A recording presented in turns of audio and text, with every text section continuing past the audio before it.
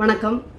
கொஞ்ச நேரம் கொஞ்சி பேசக்கூடாதா அப்படின்ட்டு ஏதோ கொஞ்ச நேரம் மலர் படுக்கையில் மலர் இருக்கையில் மனைவி துர்காவோட ஊட்டியில் குழு குழுன்னு கொஞ்ச நேரம் செலவிட்டேன். அது உங்களுக்கு பொறுக்கலையாடா அப்படின்னு அமலாக்கத்துறையை பார்த்து ஆடி போய் ஐயா முதல்வர் ஸ்டாலின் அவர்கள் கேட்குற மாதிரியே இருக்குது. ஆமாங்க, செந்தில் பாலாஜியை விடாது கருப்பு மாதிரி துரத்திய அமலாக்கத்துறை இப்போ உதயநிதி ஸ்டாலின் அவர்களுடைய பினாமி வீட்டில் போய் நிற்கிது. எல்லாருக்கும் தெரிஞ்ச விஷயந்தான். டாஸ்மாக் ஊழல்ல இவங்க மடியில் கனம் இல்லை, வழியில் பயம் இல்லைன்னு ஒப்பாரி வைக்கிற இந்த கோஷ்டிகள் என்ன பண்ணாங்கன்னா, உண்மையிலே நீங்கள் டாஸ்மாக் ஊழல் நடத்தலை, டாஸ்மாக்லலாம் நாங்கள் எல்லாமே பக்காவாக தான் குடிக்க வச்சு கெடுக்கிறோம், நாங்கள் ஒருத்தனை குடிக்க வச்சு கெடுக்கிறதா இருந்தாலும் சரி தான், ஒரு குளத்தையே சாராயம் குடிக்க வச்சு அழித்தாலும் சரி தான், அதில் ஒரு நேர்மை இருக்குங்க, நாங்கள் தப்பை கூட சரியாக செய்வோங்க அப்படின்ட்டு எங்களெல்லாம் விஞ்ஞான ஊழல்னு பாராட்டியிருக்காங்க தெரியுமா. அப்படிங்கிற முதல்வர் ஸ்டாலின் ஐயா அவர்கள் தரப்பில் என்ன பண்ணாங்க, அமலாக்கத்துறை டாஸ்மாக் ஊழலை விசாரிக்க ஆரம்பித்த உடனேயே உயர்நீதிமன்றத்தில் ஒரு மனுவை போட்டு இவங்க எங்களை கஷ்டப்படுத்துகிறாங்க, குடையிறாங்க, குத்துறாங்க, கேள்வி மேலே கேள்வி கேட்குறாங்க, நாங்கள் ஐயோ எப்படி பதில் சொல்லுவோம் அப்படின்ட்டு புலம்புனாங்க. உயர்நீதிமன்றம் நச்சுன்னு தலையில் கொட்டு வச்சு சொல்லிச்சு, அமலாக்கத்துறை என்ன ரைடுக்கு வந்திருக்கு, அவங்களுக்கு ரைடு வர்றதுக்கு உரிமை இருக்குது, அவங்களுக்கு வரக்கூடாதுன்னு சொல்கிறதுக்கு எந்த சட்டமும் இல்லை, நீங்கள் ஒழுங்காக நீங்கள் அதுக்கு ஒத்துழைங்கய்யா, நீங்கள் தான் பயங்கர நல்லவங்களாச்சு, அப்புறம் ஏன் பயப்படுறீங்க, போங்க அமலாக்கத்துறை நீங்கள் போங்க உங்கள் வேலையை பாருங்கள் அப்படின்ட்டு பச்சை கொடி காட்ட நச்சுன்னு குதிச்சாங்க. அமலாக்கத்துறை பார்த்தீங்கன்னா நேற்றுலேருந்து அமலாக்கத்துறை விசாரணை ஓடிக்கிட்டே இருக்குது. போய் பார்த்தீங்கன்னா அதாவது டான் அப்படிங்கிற ஒரு பிக்சர், அதாவது டான் பிக்சர்ஸ் அப்படிங்கிற ஒரு ஆளை தூக்கியிருக்காங்க. அது என்னென்னா சிவப்பு அரக்கன், சிவப்பு பூதம் மாதிரி, அதாவது ரெட் ஜெயன் மூவிஸ் மாதிரி. இன்னொன்று டான் பிக்சர்ஸ். ஏன் இதை ரெண்டையும் முடிச்சு போடுறோன்னா எல்லா வலைதளத்துலையும் சொல்லிட்டாங்க. இது பார்த்தீங்கன்னா மூகா முத்து அவர்கள் இருக்காங்க இல்லையா, கருணாநிதியின் முதல் மனைவியோட மகன் மூகா முத்து அவர்களுடைய பேத்தியின் கணவன் நடத்துகின்ற தயாரிப்பு நிறுவனம். ரொம்ப வருஷமாக நடத்துகிறாங்களோ அதான் அவங்களுக்கு தொழிலோ அப்படின்னா அப்படிலாம் கிடையாது. அவங்க ஏதோ நகைக்கடை வச்சு பழச்சிட்டு இருந்த ஒரு குட்டி தொழிலதிபர் போல் இப்போ ஸ்டாலின் ஐயா வீட்டில் மருமகன் ஆன அந்த ஒரு தெம்பில் என்ன பண்ணிட்டாங்கன்னா டான் பிக்சர்ஸ் ஆரம்பிச்சிருக்காங்க அப்படின்னு நினச்சிங்கன்னா அதுவும் தப்பு. ஆக்கப்பட்டிருக்கிறார், டான் பிக்சர்ஸ் தயாரிப்பாளராக முடிசூடப்பட்டிருக்கிறார் உதயநிதி அவர்களால் அப்படிங்கிறது புரியுது. ஏங்கிறதுக்கு கடைசியாக அதை நான் சொல்லுறேன். அதாவது ப்ரூஃபோட, ஒரு சின்ன ப்ரூஃபோட கூட நம்ம அதை பார்த்துடலாம். இப்போ பார்த்தீங்கன்னா என்னடா இது, அமலாக்கத்துறை அப்படி நூலை பிடிச்சி போய் இயக்குனர், அதாவது டாஸ்மாக் இயக்குனர் அவருடைய வீட்டில் போய் நிற்கிறாங்க. ஐஏஎஸ் விசாகன் அவர்களை விசாரிக்கிறாங்க, காரில் ஏற்றிட்டு போகிறாங்க, திருப்பி வீட்டில் விசாரிக்கிறாங்க. இப்படி விசாரணை மேலே விசாரணை போகுது. எனக்கு என்னடானா, அந்த பெரிய படிப்பு படித்து ராத்திரி பகல் ஐஏஎஸ் தேர்வு தான் அவ்வளோ, அதாவது சார்ட்டர்ட் அக்கௌண்ட் அப்புறம் ஐஏஎஸ் தேர்வு தான் மிகவும் கடினமான தேர்வுகள் அப்படிம்பாங்க. அதில் ஒவ்வொரு படிக்கட்டையும் தாண்டி வரதுக்குள்ள ஐஏஎஸை வேண்டான்னு நினச்சி போயிடலாமாங்கிற மனநிலைக்கு தள்ளப்படுவாங்க அப்படின்லாம் நான் கேள்விப்பட்டிருக்கேன். அந்த அளவுக்கு மூளை கசக்கி பிழிகிற ஒரு படிப்பை விடாமுயற்சியில் படித்து ஐஏஎஸ் ஆகி கடைசியில் டாஸ்மாக் இயக்குனர் ஆகிறது தான் உங்கள் கனவா அப்படின்லாம் எனக்கு கேட்க தோணுது. சரி, இயக்குனர் ஆகிட்டார். இப்போ 10 ரூபா பாலாஜியின் புண்ணியத்தில் டாஸ்மாக் ஊழலில் அமலாக்கத்துறை நிற்கிது. இப்படி நூல் பிடிச்சு போகும்போது பார்த்தீங்கன்னா உதயநிதியின் குடும்பத்தை அங்கத்தினர் ஒருவர் மாற்றுறாரு. இதில் உதயநிதியின் ஃப்ரெண்டு, அதாவது நண்பர் என்ன பண்ணுறார், ரத்தீஷ், அவரும் உதயநிதி ஸ்டாலின் அவர்களோட பினாமி தான். அவரும் இந்த பட தயாரிப்புகளில் உதயநிதிக்கு பக்கபலமாக இருந்து ரூலிங் ஆக்ஷன் அப்படின்னு சொல்லி பணத்தை பதுக்கிற ஒரு ஆள் தான். அடுத்தது பார்த்தீங்கன்னா அவர் இப்போது நம்ம நாட்டிலே இல்லை, தப்பிச்சிட்டாரு, துபாய்க்கு போயிட்டாரு அப்படின்னு சொல்லப்படுது. ஏன் மடியில் கனம் இல்லைன்னா, ஏன் பயம் இல்லைன்னா, ஏன் ஓடுறீங்க அப்படிங்கிற கேள்வியை நாம் இதில் முன்வைக்கிறோம். அடுத்தது பார்த்தீங்கன்னா இந்த உதயநிதி ஸ்டாலின் அவர்களுடைய பினாமியை பற்றி நம்ம பேசி ஆகணும். பார்த்தீங்கன்னா ஏற்கனவே சொன்ன மாதிரி மூகா முத்து அவருடைய பேரன், அதாவது அவரோட பேத்தியை திருமணம் செய்து கொண்ட ஒரு நகைக்கடை தொழிலதிபர்.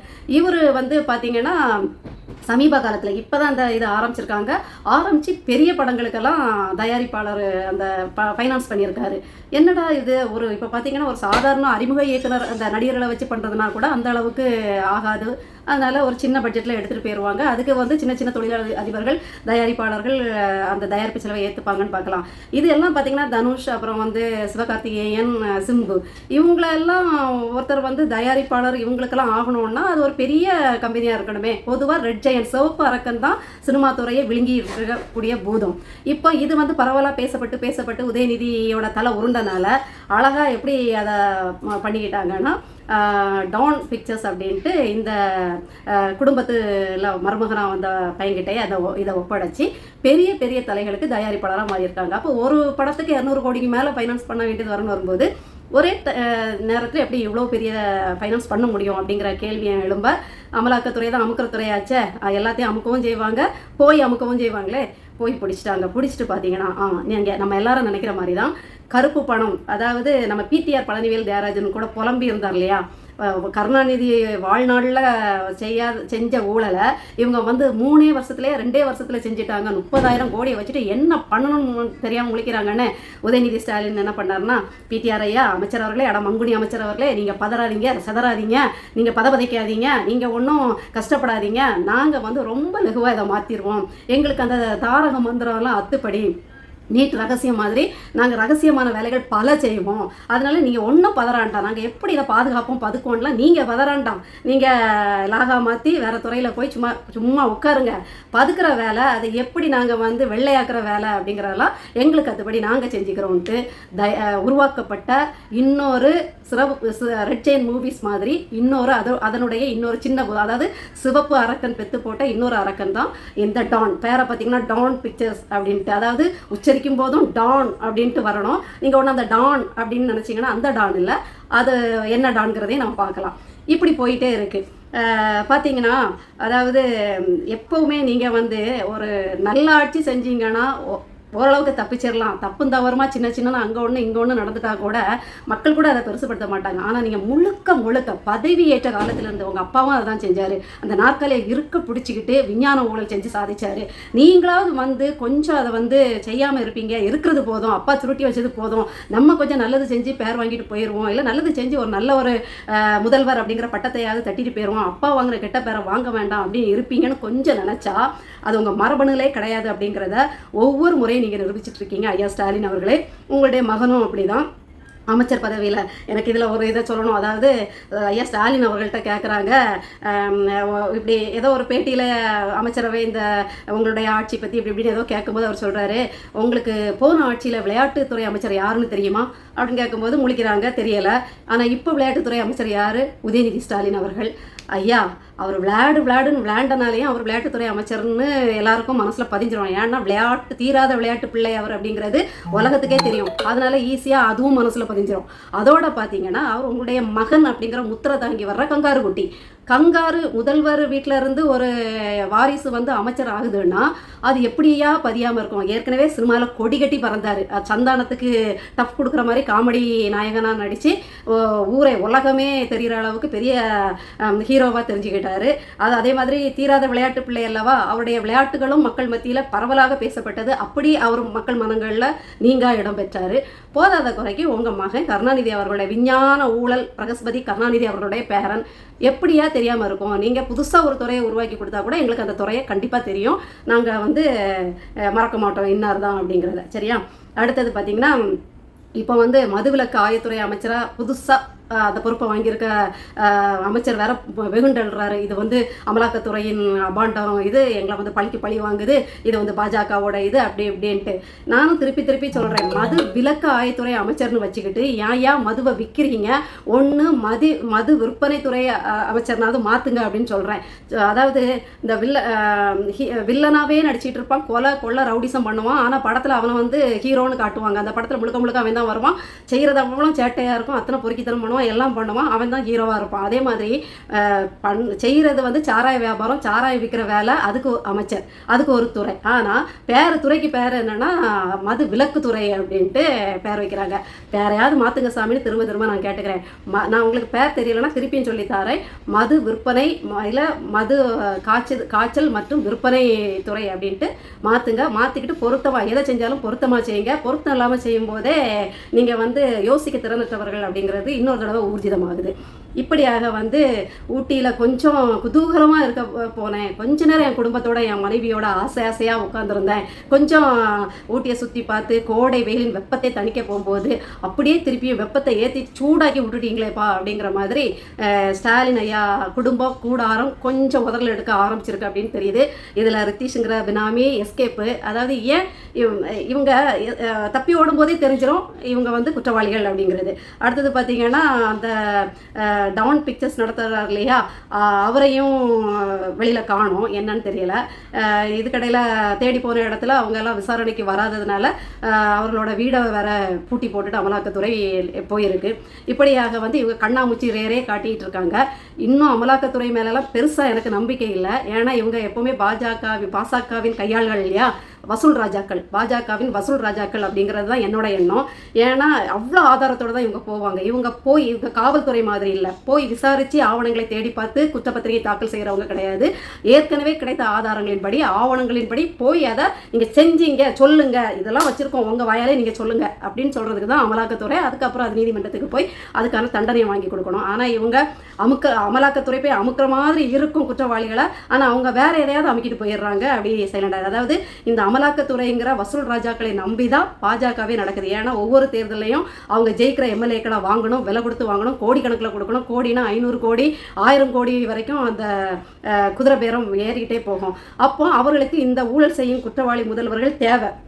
ஏன் தமிழ்நாட்டை அவங்க விட்டு வச்சுருப்பாங்க அப்படின்னா, கொஞ்சம் என்ன எவ்வளோ தகுடு தத்துவம் பண்ணி எல்லா மாநிலத்தையும் பிடிக்கிற இவங்க ஏன் அந்த தமிழ் மாநிலம், கேரள மாநிலம், இந்த மாதிரி கொஞ்சம் சில மாநிலங்கள் மட்டும் சும்மா விட்டு வச்சுருப்பாங்க. ஏன்னா ஃபுல் தகுடு தத்துவம் பண்ணால் மாட்டிடுவாங்க அப்படிங்கிறதுக்காக. அதுக்கு இன்னொரு காரணம் என்னென்னா, இந்த மாதிரி ஊழல் செய்கின்ற மாநில முதல்வர்கள் இவங்களுக்கு தேவை. ஏன்னா இவங்க தான் இவங்களுக்கு பணம் காய்ச்சி மரங்கள் அப்படின்னு சொல்லுவாங்க இல்லையா, அதுதான் இவங்க திருடி சேர்த்து வச்சதை அவங்க உட்கார்ந்த இடத்துல நோகாமல் எடுத்துகிட்டு போகிறது தான் இந்த பாஜக. அதனால் இவர்களுக்கு இப்படிப்பட்ட அதிமுக ஊழல் பெருச்சாளிகளும் திமுக ஊழல் பெருச்சாளிகளும் தேவை. அதனால தான் இவங்களை வந்து என்னதான் ஆதாரப்பூர்வமாக கைது பண்ணாலும் தண்டனை வாங்கி கொடுக்க மாட்டாங்க, விட்டுருவாங்க. கேட்டால் வாயை திறக்கல அதை திறக்கலன்னு விட்டுருவாங்க. இருக்கிற ஆவணங்களை வச்சு அவங்கள கைது பண்ணி தீர்ப்பு வாங்கி கொடுக்கலாம், ஆனால் தீர்ப்பு வாங்கி கொடுக்க மாட்டாங்க. ஏன் அரவிந்த் கெஜ்ரிவால் அவர்களை யாரோ செஞ்ச மோசடிக்கு அவரை தூக்கி உள்ள வச்சு அதை நாசமாக்கிட்டாங்க.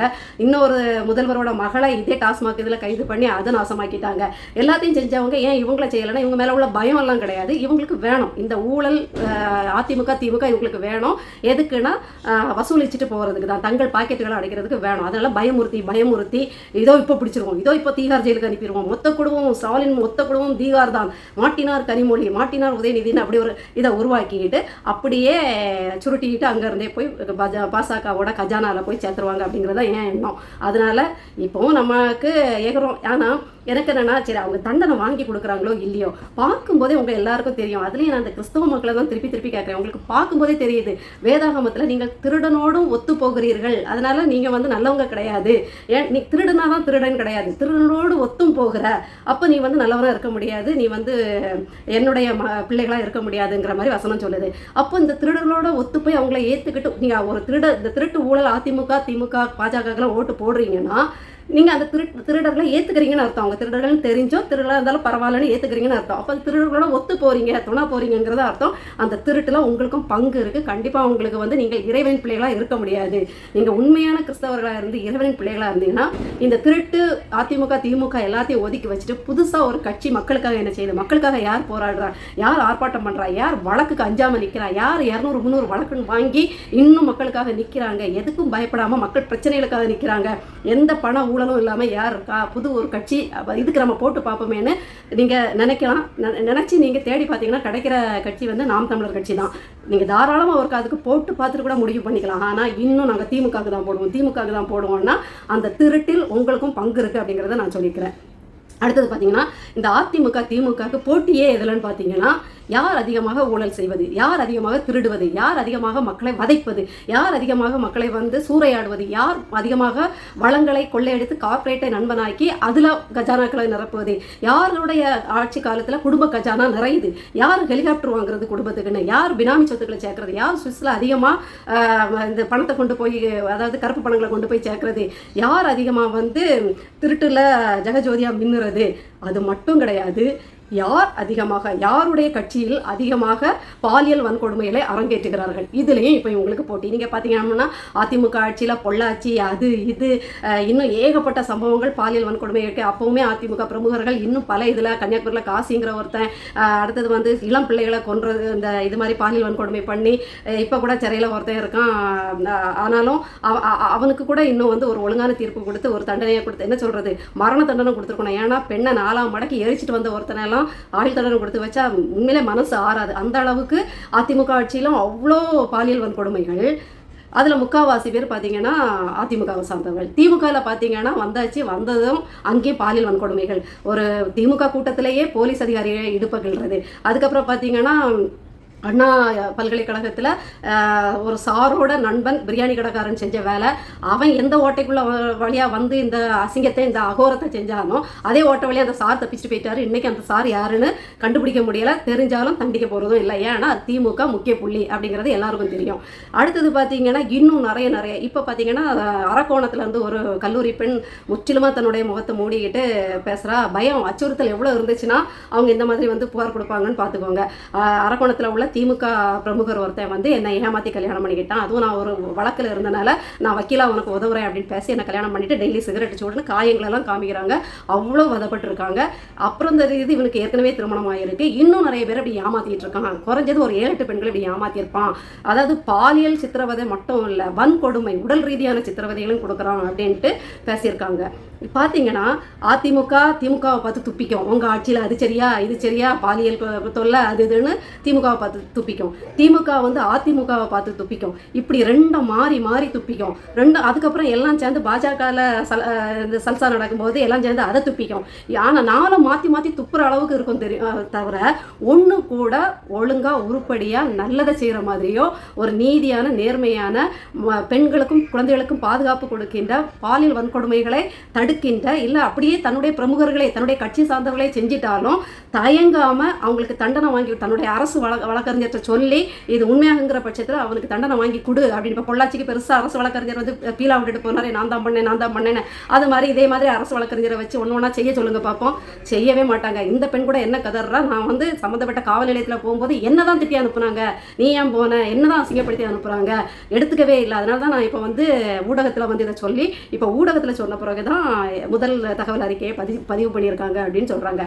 இப்போவும் சொல்கிறேன், முக்கியமாக கிறிஸ்தவ மக்கள் மேலே தான் எனக்கு அவ்வளவு வருத்தம், அவ்வளவு கோபம் கூட சொல்லலாம்.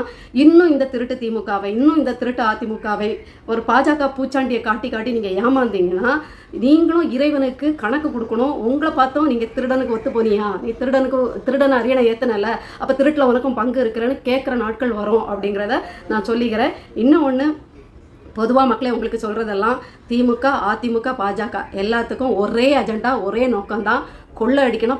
பாஜக மட்டும் கொஞ்சம் வித்தியாசமானது. ஏற்கனவே கொள்ளை அடித்து வைத்திருந்த மாநில கொள்ளையர்கள்ட்ட இருந்து லம்பா நோகாமல் உட்கார்ந்த இடத்துல அவங்க கொள்ளை அடித்ததில் வாங்கிட்டு போய் அது வந்து தன்னோட வயிற்ற நிரப்பிக்கும், பாக்கெட்டை நிரப்பிக்கும். மற்றபடி ஊழல் கட்சிகள் தான். எல்லாருக்குள்ளேயும் ஜாதி வெறி, மதவெறி, அதை வந்து நாசுக்கா பாஜக வெளியில் தெரிஞ்சு மதவெறியையும் ஜாதி வெறியும் பண்ணுதுன்னா, இந்த அதிமுக திமுக எல்லாம் ஒரு திரைமறைவு வேலைகளில் இதை செஞ்சுட்டு தான் இருப்பாங்க. இவங்களுக்குள்ள, இந்த கட்சிகளுக்குள்ள போட்டியே யார் அதிகம் திருடுவது, யார் அதிகம் கொள்ளையடிப்பது, யார் அதிகம் பாலியல் வன்கொடுமைகள் செய்து பெரிய நாம வந்து கின்னஸில் இடம் பிடிக்கிறது அப்படிங்கிறதுல தானே தவிர நீதி நிலைநாட்டுறதுலையோ நேர்மையாக ஆண்டு மக்களுக்கு ஒரு நல்லாட்சி கொடுக்கறதுல அவங்களுக்கு சுத்தமாக கிடையாதுங்கிறத இந்த காணொலி மூலம் சொல்லிக்கிறேன். மறந்துட்டேன். கடைசியாக ஒன்று சொல்கிறேன்னு சொன்னேன் இல்லையா, அந்த டான் பிக்சர்ஸ் அப்படிங்கிறதோட அர்த்தம் என்னன்ட்டு ஏற்கனவே சாட்டை அவர்கள் சொல்லிட்டாங்க. அதுக்கப்புறம் தான் நானும் போய் கூகுளில் போட்டு பார்த்தேன். ஏன்னா சிலதுக்கு சொல்கிற எல்லாத்துக்கும் நம்ம ஆதாரம் தர முடியாது, ஆனால் லகுவாக நம்மளால் கண்டுபிடிக்க முடியும்னா கண்டுபிடிச்சிடலாம் இதில் என்ன இருக்குது அப்படின்ட்டு கூகுளில் போய் டான்னு போட்டு DAWN அப்படிங்கிறத போட்டு பார்த்தா அதனுடைய தமிழ் அர்த்தம் என்ன தெரியுமா, விடியல். சரியா, இப்போ புரிஞ்சுதா? விடியல் ஆட்சி, விடியல் பயணம், விடியல்னு சொன்னது யாருன்னு உங்களுக்கு தெரியும். சாட்சாத் நம்ம ஸ்டாலின் ஐயா அவர்கள் தான். அவங்க திமுக அரசு தான் விடியல் அரசுன்னு தன்னை பிரகடனப்படுத்திடுச்சு. இப்போது அந்த விடியல் அப்படிங்கிறது தான் அதுக்கு வச்சுருக்காங்க. நேரடியாக விடியல்னு வச்சா தெரிஞ்சு போயிருமேன்னு நினச்சி இந்த பூனை வந்து பால் குடிக்கும்போது கண்ணை மூடிக்கிட்ட கதை மாதிரி இவங்க வச்சாங்க. இதை பார்க்குறதுலாம் பெரிய கஷ்டமா, எவ்வளோ பெரிய விஷயம்லாம் தோண்டி துருவுறோம், இதை பார்க்குறது பெரிய கஷ்டம்னு நினச்சி எதையோ மறைக்கிறதா நினச்சி முழு பூசணிக்காய் சோத்தில் மறைக்கிறதா நினச்சி ஏதோ நாடகம் ஆடியிருக்காங்க. இதை விட கேவலம் கிடையாது. நாங்கள் தான் சொல்கிறோமே, ஆமாயா திமுகனா விடியல் தான், விடியல் அரசு தான், அது மக்களுக்கல்ல, திமுக குடும்பத்திற்கு விடியல் அப்படிங்கிறத சொல்கிறோம். கருப்பு பணத்தை வெள்ளையாக்குறதுக்காகவே ஒரு விடியல் அப்படிங்கிற ஒரு தயாரிப்பு நிறுவனத்தை ஆரம்பித்து அதுக்கு டான்னு பேர் வச்சு, ஆங்கிலத்தில் சொல்லும்போது டான் அப்படின்னும் இருக்கணும். அதே தமிழாக்கம் எப்படி இருக்குது, தங்களுடைய லோகோவான விடியல், நமக்கு நாமே நடைபயணம் மாதிரி ஏதோ ஒன்று ஆரம்பித்தார். அதுக்கப்புறம் இப்போ விடியல். கண்டிப்பாக சொல்கிறேன், இந்த திமுக ஆட்சி நடந்தால், அதிமுக ஆட்சியிலையும் அப்படி தான் அவங்களுக்கு தான் விடியல் நடக்கும். திமுக ஆட்சியில் அவங்க சொல்கிற ப்ரொபகண்டா, எதை வச்சு ப்ரொபகண்டா பண்ணுறாங்களோ அது மாதிரி தான் திமுக குடும்பத்துக்கு அமையும். டான் விடியல் அப்படிங்கிறத மனசில் வச்சுக்கோங்க. இதை விடலாம் போக்கிரித்தனத்தை எங்கேயும் பார்க்க முடியாதுங்க.